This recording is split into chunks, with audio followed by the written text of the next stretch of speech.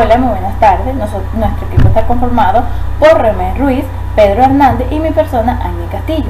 Nosotros debemos dar o ampliar el conocimiento del aporte de la escuela humanista a la psicología. Podemos mencionar que la humanista no es un sistema ni un pensamiento, sino más bien un movimiento constelado de cognatos autores, que tiene en común la ampliación de ciencias buscando el conocimiento del ser humano como tal. En otras disciplinas podemos mencionar que la filosofía, la antropología, el estudio de las dimensiones artísticas, además nutrirse como un ser holístico y complementado a su contexto legítimo.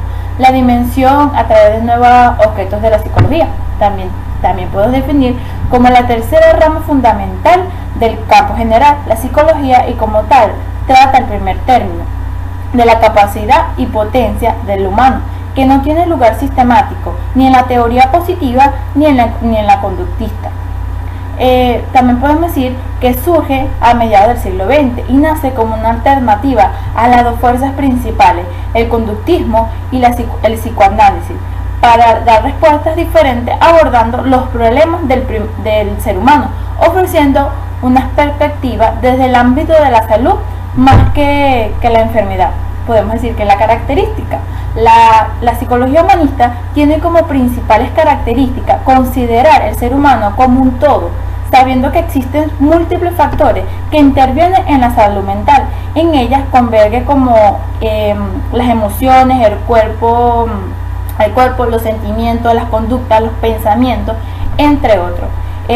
Vale destacar que los principales representantes de la psicología humanística están de acuerdo que los puntos más significativos deben distinguir, los cuales deberían construirse, como por ejemplo un paradigma científico y humanística. A la psicología pudieron ser los siguientes: reconocer ante todo la prioridad de la experiencia humana, comprensión de la naturaleza, adoptación del enfoque inicialmente descriptivo, el objeto del estudio. También podemos decir que la perspectiva humanista dentro de la corriente, los enfoques teóricos y terapéuticos son diversos. No es posible plantear un modelo teórico único, el que se puede extraer de las diversas teorías y el enfoque sobre la serie de principios y énfasis. Por ejemplo, tenemos énfasis, que es lo único de la persona, de la naturaleza humana. Podemos decir que la confianza es la naturaleza y la búsqueda de la naturaleza. Es un concepto de ciencia ampliada.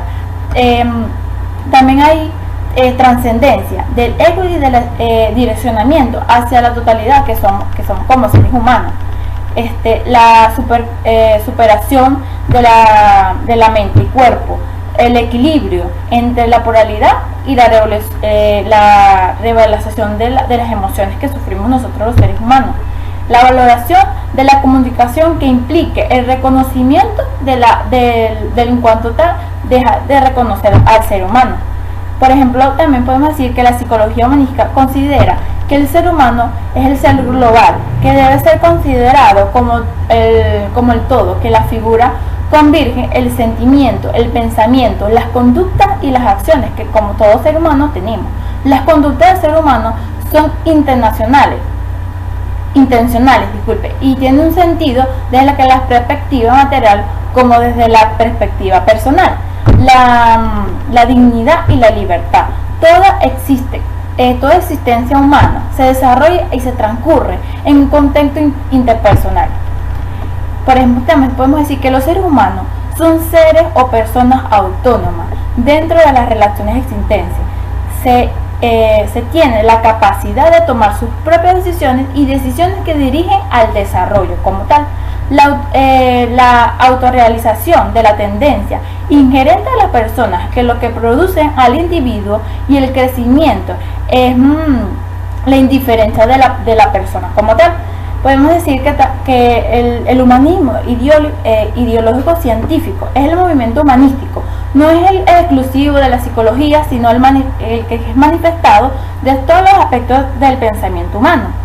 Y todos los aspectos de interacción humana es sociológica en antropología, y es el crecimiento político en filosofía y hasta en la teología. Los más grandes problemas de nuestros tiempos son ahora los problemas humanos. En esta evolución histórica que convivimos ahora con nuestra psicología, como ciencia de ellos hacen énfasis en el enfoque o fisiología de la ciencia psicológica. Es el empirismo clásico del empirismo lógico y las metafísica. Es el movimiento humanístico.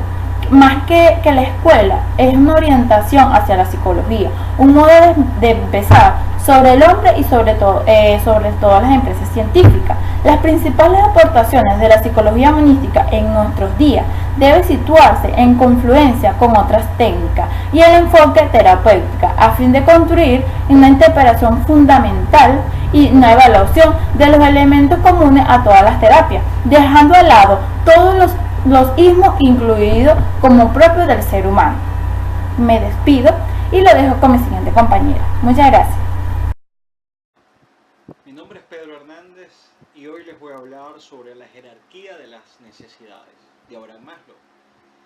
Para Abraham Maslow la felicidad es totalmente subjetiva y esta tiene que ver con cada una de las personas. Pero más allá de que la felicidad es subjetiva, el hombre tiene que cumplir ciertas necesidades.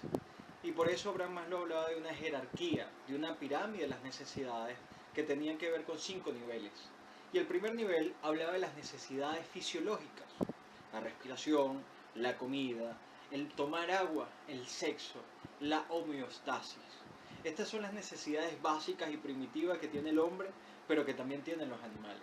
Pero aquí viene el punto donde nosotros empezamos a ser distintos a los animales con nuestras necesidades más primitivas. Después que esta necesidad ya está satisfecha para poder lograr la felicidad, Abraham Maslow hablaba de la necesidad de la seguridad. Esa necesidad de un empleo, esa necesidad de sentirse seguro, esa necesidad de tener un hogar, una propiedad, y que en el momento que esta necesidad ya estaba satisfecha, veníamos con otro tipo de necesidad, que era la necesidad de afiliación, una necesidad que tenía que ver con ese deseo de no sentirse solo, con ese deseo de tener una intimidad sexual, pero también de disfrutar el amor y disfrutar una amistad. Ese deseo de que el hombre por naturaleza tiene que estar agrupado para conseguir un objetivo específico. Y después empezamos a hablar de la necesidad del reconocimiento.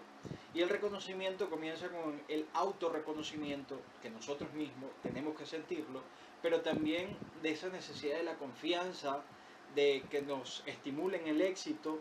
Y cuando empezamos a ver estas 4 necesidades, él las ubicaba como necesidades deficitarias que tenían que ser cumplidas para poder llegar a la necesidad del ser, que es la autorrealización. Aquí en este punto es que empezamos a ver que cuando el hombre satisface estas necesidades, el hombre puede enfocarse en la creatividad, en la resolución de conflictos, en la necesidad de satisfacer al propio ser dentro de sus estímulos, como el arte, la música, el baile, y desarrollar ciertas virtudes propias, que si bien es cierto, si estas 4 no se desarrollan, el hombre no puede llegar a la autorrealización. Pero cuando se satisface la necesidad del ser, llegamos a algo mucho algo máximo, que él definía como el momento cumbre. Es decir, cuando una persona se está graduando y se da cuenta de que no tiene hambre, que tiene seguridad, que tiene reconocimiento y que puede cumplir la autorrealización y que está recibiendo ese título, tiene un momento tan especial y único que el momento se paraliza y que él siente que es parte de un todo.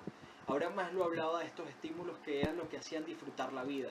Y a partir de ese momento entendemos de que sí, que la felicidad es subjetiva, pero tiene que depender de ciertas necesidades que el hombre necesita satisfacer.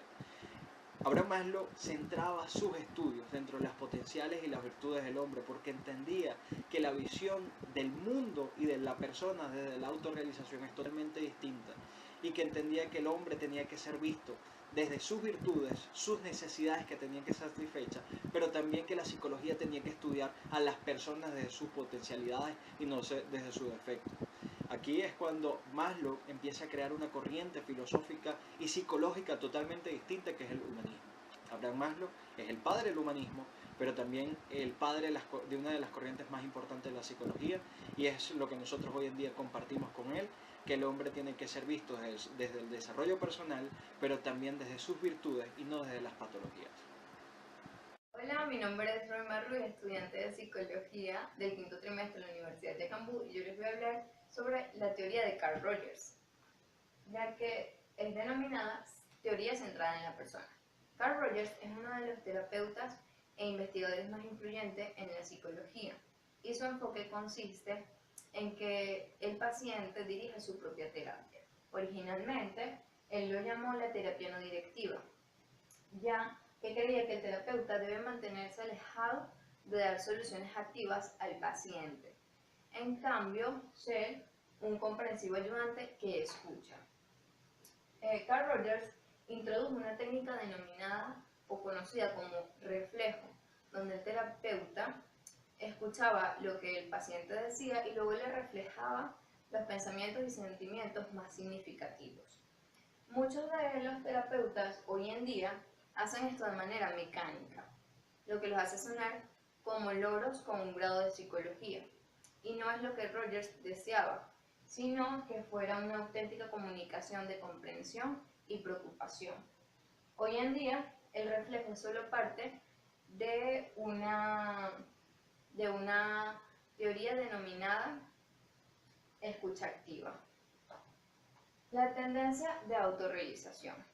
Principalmente está la tendencia realización, que es una tendencia donde el hombre tiene una imagen de sí mismo o autoconceptos. Y la autorrealización, para Carl Rogers, consiste en la apertura de experiencias internas cuya comprensión e interpretación le da sentido a la vida.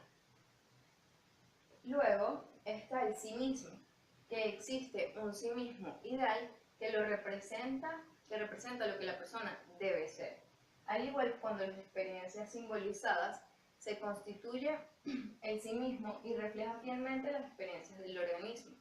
Entonces se dice que la persona está bien ajustada, alcanza su madurez y funciona por completo.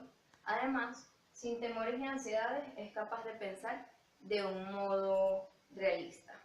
Gracias. Buenas noches, mi nombre es Reina Cromoto Quintero. Estamos desarrollando la asignatura de Psicología de la Personalidad. En este caso es una exposición sobre las grandes escuelas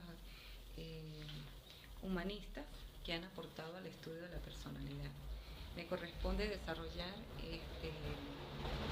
la biografía sobre estos grandes estudios. Tenemos a Carl Rogers, que él nace el 8 de enero de 1902 en Illinois. Fue el cuarto de 6 hermanos.